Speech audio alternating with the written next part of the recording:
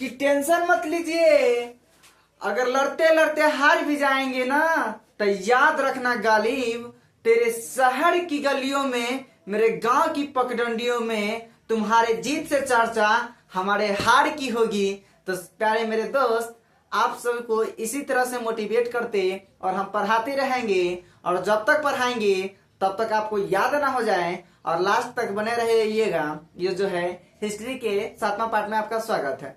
तो सबसे पहले ज्यादा देर ना करते हुए लास्ट तक बने रहिएगा, आपको दिमाग में पूरा फिट फाट करा दिया जाएगा, और बिल्कुल लास्ट तक बने रहिएगा। आज का प्रश्न जो है काफी इंपोर्टेंट होने वाला है। स्टार्ट करते हैं। सबसे पहली बात कहता है, सबसे पहला क्वेश्चन कहता है काकोरी कांड क्या है और काकोरी कांड से क्या समझते हैं। दोनों का मतलब जो है एक ही होता है। पहली बात, काकोरी कांड के मतलब होता है एगो सहारनपुर एगो गांव के नाम था। सहारनपुर एगो गांव के नाम था। सहारनपुर से लखनऊ जा रहा था।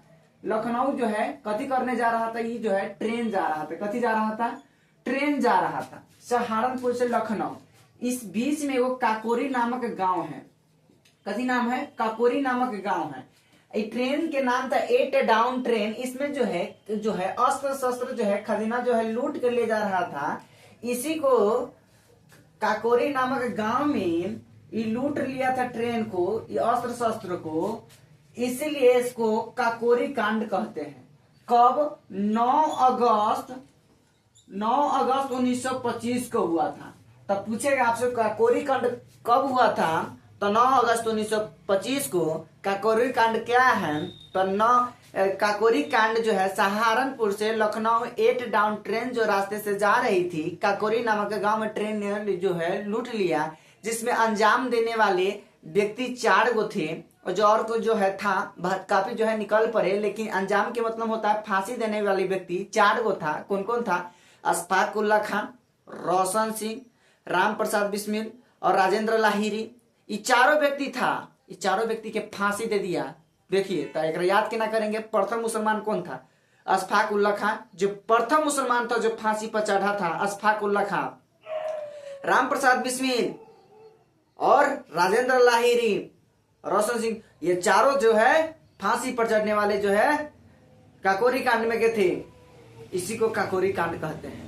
स्टार्ट करते हैं। प्रारूप समिति या मसौदा समिति पर एक टिप्पणी लिखे। प्रारूप के मतलब होता है क्रमवार तरीका से, और क्रमवार प्रारूप समिति का जो है अध्यक्ष कौन थे, तो भीमराव अम्बेडकर थे। और मसौदा समिति के उसी को कहते हैं, इसका भी अध्यक्ष कौन था, तो भीमराव अम्बेडकर था। और जो है 29 अगस्त 1947 को संविधान सभा में जो है एगो नए निर्माण के लिए जो है भेजा गया था, विकास के लिए, संविधान सभा को विकास के लिए 29 अगस्त 1947 को। इसी को क्या कहते हैं, तो जो है क्या बोलते हैं, प्रारूप समिति कहते हैं, जिनके अध्यक्ष थे भीमराव अम्बेडकर साहब थे। और प्यारे दोस्त, इसमें जो है संविधान को जो है 1948 में सौंप दिया था, और तब 26 जनवरी 1950 को लागू किया था। बात समझ में आई। खिलाफत आंदोलन से आप क्या समझते हैं, तो दोस्तों खिलाफत आंदोलन के मतलब हम बताते हैं। यह जो खिलाफत आंदोलन जो है 1919 में हुआ था, और क्यों हुआ था तो हम बताते हैं। देखिए, खिलाफत आंदोलन था जो है एगो खलीफा था, और खलीफा के पद से हटा दिया था जो खलीफा जो मुसलमान था।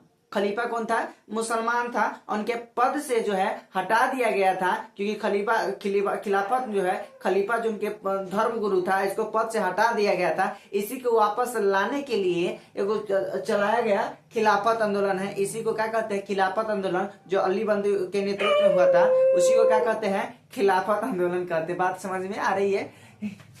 अब समझिए, पता है भारत में सांप्रदायिकता के क्या कारण था। अब बताइए, भारत में सांप्रदायिकता के क्या कारण था। तो पहली बात जो आपको मन में प्रश्न चलता है कि सांप्रदायिकता केकरा कहते हैं। सांप्रदायिकता का मतलब होता है हिंदू मुस्लिम करवाना। क्या कहते हैं, हिंदू मुस्लिम करवाना होता है। देखिए, भारत में सांप्रदायिकता के मतलब यहाँ पर कहता है कि विकास होगा। कथी होगा दोस्तों, विकास होगा। विकास के क्या कारण थे, तो देखिए विकास के क्या हुआ, तो देखिए उस समय क्या हुआ था, जो सांप्रदायिकता कब हुआ था। देखिए प्रथम गोलमेज 1930 में, दूसरा 1931 में, तीसरा जो 1932 में समझा दिया है। ये तीनों असफल हो गया। तब ब्रिटिश ने एगो कमजोरी पर भारत को पकड़ लिया था कि भारत में जो है एगो चीज नहीं है, सब चीज है, विभिन्नताओं में एकता भी है, लेकिन जो है हिंदू मुस्लिम में एकता नहीं है। ये बात को कमजोरी पकड़ लिया, इसका उदय हो गया यहाँ पर जो है हिंदू मुसलमान करवाने में लग गए, इसलिए कट्टरवादी का कट्टर हिंदू को उदय हो गया।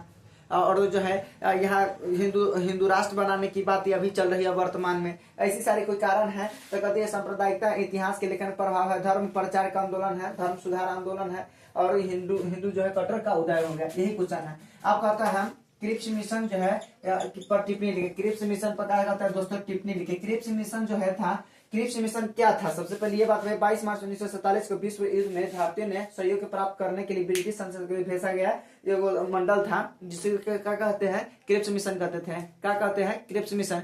ये क्रिप्स मिशन में यह कहा गया था कि जो है भारत के जो है कानून जो है बनाया गया था, तो क्रिप्स मिशन जो है भेजा ब्रिटिश सरकार के द्वारा भारत में भेजा गया था, उसी को क्रिप्स मिशन कहते हैं। और इसके अध्यक्ष कौन थे? सर स्टैफोर्ड क्रिप्स था। कौन था? सर स्टैफोर्ड क्रिप्स था। और जो है इसमें 3 सदस्य था, लेकिन यहाँ के भारतीयों ने लोग कहा कि इसको बहिष्कार किए थे। इसके बाद कैबिनेट मिशन को स्वीकार किए थे। कांग्रेस लोग इसको क्या कहे थे? क्रिप्स मिशन को हटा दिए थे। और 1946 में आया था लॉर्ड माउंटबेटन, 1946 में उसको जो है स्वीकार किए थे। ये भी बात याद रखेगा। और कहता है इसमें जब ये कानून बनाकर आया तो इसमें ये कहा गया कि जब तक भारत का कानून बन न जाए तब तक आप ही को संभालना है, अंग्रेज को बोला था। अल्पसंख्यकों को ध्यान में सुरक्षा रखना है। और एक और बात कहा गया था कि अगर कोई व्यक्ति भारतीय जो है आपके जो है क्या करेंगे, दूसरा विश्व युद्ध जो क्रिप्स में 22 मार्च 1942 को आया था, 22 मार्च। अब जो है इसमें दूसरा विश्व युद्ध 1940 से 45 तक चल रहा था। इसमें यह कहा गया था अगर जब तक हम अगर भारतीय है तब तक आपको ही सुरक्षा करना होगा और अल्पसंख्यकों को भी सुरक्षा करना होगा। बात समझ में आ रही है?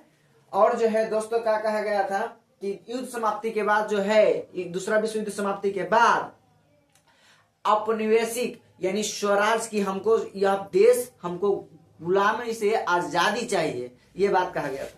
ये भी बात समझ में आ गया होगा। भारतीय स्वतंत्रता प्राप्ति में सहायक तत्वों को बताए और अंग्रेजों ने भारत को क्यों छोड़ा। ये बताइए अंग्रेजों ने भारत को क्यों छोड़ा? डर से नहीं, बल्कि जो है इसको जो है क्या छोड़ा, तो इसको कंपनी नहीं चलने लगा, कहला विदेशी कपड़ों को जो है बहिष्कार कर दिया। इसके बाद कथी हुआ दोस्तों, तो देखिए अगस्त प्रस्ताव आया था 1940 में, इसको कम्युनल अवार्ड कहते हैं। इसके बाद भारत छोड़ो आंदोलन आया था। और इसके बाद दोस्तों क्या हुआ था सुनिए। इसको जो है काफी जो है इसके भी मन में वैराग्य उत्पन्न हो गया कि अब जो है ज्यादा दिन चलने वाला नहीं है, इसीलिए भागे।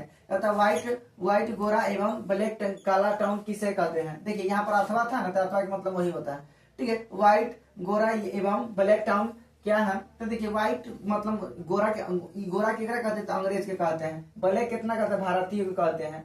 आप सुनिए ब्लैक टाउन क्या है, व्हाइट टाउन क्या है? दोस्तों बुझा रहा है ना? सही। चलिए बहुत अच्छा बुझा रहा है। देखिए व्हाइट के मतलब देखिए यह जो है औपनिवेशिक काल में चलते आ रही जो है, इसमें भारत के महाराष्ट्र में जो किले बस्ती की स्थापना किया था उसमें अंग्रेज लोग रहते थे। जो अंग्रेज लोग रहते थे यानी गोरे लोग रहते हैं उसी को व्हाइट टाउन कहते हैं। उसी में भारतीय लोग रहते हैं उसी को ब्लैक टाउन कहते हैं। सिंपल सारी बात है, बउआ वाला क्वेश्चन था। समझ में आई बात? अब सुनिए धन के निष्कासन से आप क्या समझते हैं? धन के निष्कासन के मतलब चले जाना, यानी अपने देश से बाहर चले जाना धन के निष्कासन कहलाता है। बात समझ में आई? यानी अपने देश से दूसरे देश में चला जाना, इसी को धन का निष्कासन कहते हैं। इसका सिद्धांत कौन दिया था? तो उप प्रधानमंत्री कौन था प्रथम? बताइए। तो उप प्रधानमंत्री कौन था? सरदार वल्लभ भाई पटेल। यही सरदार वल्लभ भाई पटेल जो धन का निष्कासन का सिद्धांत दिए, और इसमें पुस्तक में लिखा गया poverty and British rule India. ये कहा गया कि धीमे धीमे जो है भारत की जो है वस्तुएं सामग्री जो है इंग्लैंड की ओर जो है जा रही है, यह भारत के लिए ये जो अभिशाप बन जाएगी एक दिन। यही बात कहे गए थे। तो ये बताइए धन का निष्कासन का सिद्धांत कौन दिए थे? तो सरदार वल्लभ भाई पटेल। वर्ण व्यवस्था क्या है दोस्तों? इससे पिछली बार में हमें बता दिया, रिपीटेड कुछ। वर्ण जो है एक प्रकार की जाति है, एक प्रकार का कथी होता है जो संस्कृत शब्द के मतलब इसको होता, पहले संस्कृत में इसको क्या बोलते थे, अभी हम लोग कथी बोलते हैं इसको जाति, लेकिन पहले संस्कृत में क्या बोलते हैं? वर्ण। वर्ण का शाब्दिक अर्थ होता है वर्ण करना या चुनना। बात समझ में आई? जो है ऋग्वेद के 10वें मंडल के पुरुष सूक्त में जो है इसकी चर्चा है। और ऋग्वेद के पुरुष सूक्त में 4 प्रकार के वर्ण हैं, जो ब्राह्मण, क्षत्रिय, वैश्य, शूद्र।